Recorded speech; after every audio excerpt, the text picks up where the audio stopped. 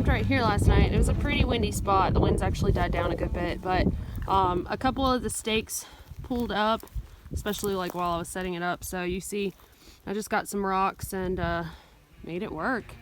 And again, I'm, you know, still early on, but I'm pretty impressed with this tent.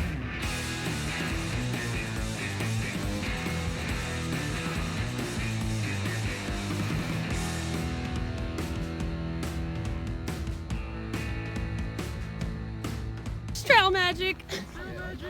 Woo! Yes, Starbucks. So what is your name? They call me Magic Rob. All right, awesome. I wonder why. And how long have you been doing trail magic like this? Not very long. About this is my first. Actually, today is my first day this year. Nice. And last year I did about 3 months. So we got lucky then. Yeah. First. I got lucky. Actually, this is fun. Oh well. No, we like this is like a huge morale booster. How did you even hear about trail magic or like that people so even? My dad hiked it last year. I didn't know anything about the PCT, and my dad decided he's going to hike it. Buff, he did last year. Okay. It kind of got the bug. I mean.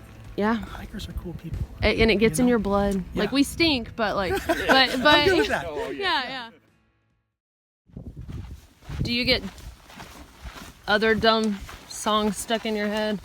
Like I do Disney. And I'm not even like a Disney fan necessarily. It's just like, those are the things that come to my mind. Sometimes. I tell you what, worse than my knees and the chafe and blisters under my toenails, the thing that's bothering me the most is my allergies. So if y'all have allergies and you plan to be out here, go ahead and bring the Claritin, Zyrtec, all that stuff, whatever you take with you, because normally I just eat local honey. But whew, I wake up with my eyes puffed shut nearly every morning. Just a little update on the pack that I have. So I know a lot of folks were concerned about the pack being black and that, you know, it was going to overheat me, but honestly, I haven't had any issues with that so far. I mean, even on my breaks, I don't like stress to leave it in the shade or anything like that. And when I put it on, I don't notice any scorching heat on my back. So, yeah, so y'all should try it. I mean, I've seen a lot of folks with black packs out here actually, and I haven't heard anybody complain about that. And also, my hip bruising has disappeared, and you know, any of the injury it was causing on my hips is gone. So, like I said, that happened with my Osprey, and you know, seems to be a norm for me if my body isn't used to it. So don't be too quick to judge your pack. I heard a lot of people get like Christmas songs. Oh, that was good. Yeah.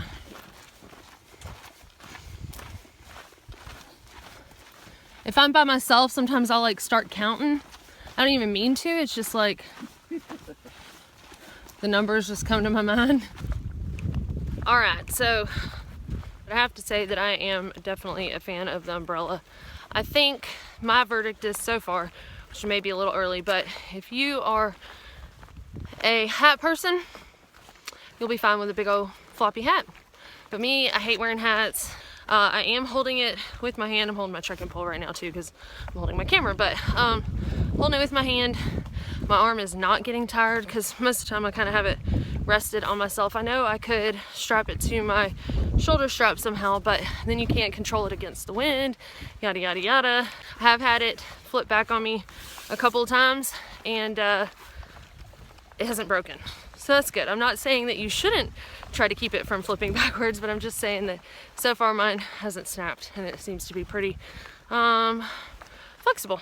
And it can just be a phrase that'll like bring up a song that's like, oh, didn't even see him. Oh yeah. Hey, little guy. I saw one dead this morning, so you can see all those folks huddled up under the shade there. Because in the desert, there's not a whole lot of shade. And that is why I'm so thankful to have my umbrella, because I don't have to wait for the shade. I'm on a cool little ridge walk here, but the thing about this is you certainly don't need to be texting and driving when you come around a corner like this. That would be not a good feeling to tumble down that hill right there. Check out that view though.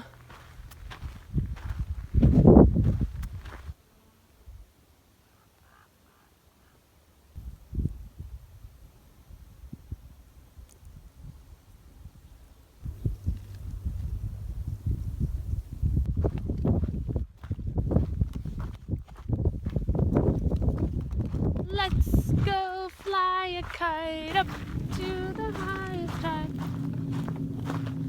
Full of sugar makes the medicine go down. Right, left, right, left.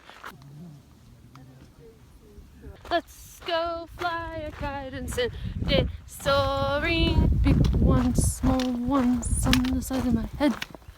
In the most delightful way. Yeah, I think I'm like 3.5 miles from the road that goes to town, so almost there. Look at this view. I would kill for a bucket of lotion right now. My skin and lips and everything is so dry. I feel like if I blow a kiss, dust will come out. In the past, when I did a video about hitchhiking, this just came to mind because I'm heading to town, but I know folks were like, why don't you just call an Uber? Like, why would you do that? Well, does this look like a land that Uber would likely exist in? No. Nope. A lot of towns are so rural that you don't really have a choice but to hitchhike, or you know, there might be a shuttle, but those expenses add up. So most likely when I get down to the road, unless there's a worker from the place that I'm staying that happens to be picking somebody up, then I'll likely dust this old thing off and make sure it still works. But again, that doesn't mean that you shouldn't, you know, exercise caution or be choosy about who you ride with and pair up if you can and all of those things. But hitchhiking is generally just part of through hiking. Look. No luck. Rats. I mean, let's be honest, like 4 more miles isn't the end of the world, right? Or is it 3? I don't know, but non-trail miles are always bad miles, especially road walks. You think that because it's flat and, you know, open, that it'd be nice, but the asphalt's really kind of hard on your legs, feet and your knees and all that stuff. Maybe. It's a truck. It's a truck. Maybe. Hell yeah. So the nice folks in that truck right there just picked me up, and they are, it's just a family out vacationing, and they are awesome. I really appreciate them giving me the ride. They're from San Francisco, but I'm here at Stagecoach now, and I'm about to check it out. Looks very Western, but we've decided that of course it would. The manager special, well, almost manager special, and lotion. I just want to do a quick comparison here. Do you see the alligator skin? And then, you can drink again. This is the abode. It's a wagon. So this here's my Frosty, my sweet mate. This is the wagon. A split. That is just the coolest. There. Done. So a dog can't get in, but Yeah. you can still get it. Or a raccoon or whatever. I think a fox can jump up in there. Yeah, probably a deer. Totally cool. A deer? A desert deer?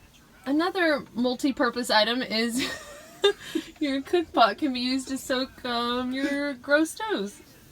I'm gonna boil it, right? I'm gonna boil stuff in it, so no big deal. So I am doing an Epsom salt compress. I've got hot water in here, a cup of Epsom salt, and this bandana, and I'm about to put it on my knees, hoping that it'll draw some of the swelling out. This is James's crib. Wow, wow, wow. Look, it's a mirror. I was shocked when I first looked at it. Like, oh dear Lord. Well, I don't remember where James is from, but seems like a pretty cool fella, and this is his first through hike. Perk lost his water filter somewhere along the way, and then like, sure enough, you know, James comes up the trail and had found the filter. Oh, no you didn't! But it's just cool the people you meet along the way on trails like this. There's this mom and this son that are hiking together this year, and she found out that she had glaucoma, so she's hiking with her 10-year-old son before she goes blind, so she can like see some of the beauty that the PCT has to offer. I decided that I wanted to do something bonding with my son, because I don't know what's going to happen for me in the future. I think this is the perfect 4th grade experience for him. Pretty crazy some of the different reasons that folks come out here to do things like this. There's this fellow that I've been leapfrogging today with on trail, and his trail name is Grandpa. G-R-A-M-P-A. And why? Because my granddaughter said that, well, I always call you Grandpa, so. Your grandpa. He is 70 years old, and his wife thinks he's absolutely insane. But he's out here doing something that he's always wanted to do. And there are just so many good people on trail like that, and you just don't know who you're gonna meet. And here you can see the wild hot legs in his natural habitat. So where are y'all from? 2 hours south of Portland. I'm from Belgium. It's really cool, and I compared the AT, and I think any trail is probably the same. It's like Alice in Wonderland, you know? You just don't know all the characters that you'll meet in the woods, but it really makes the journey what it is.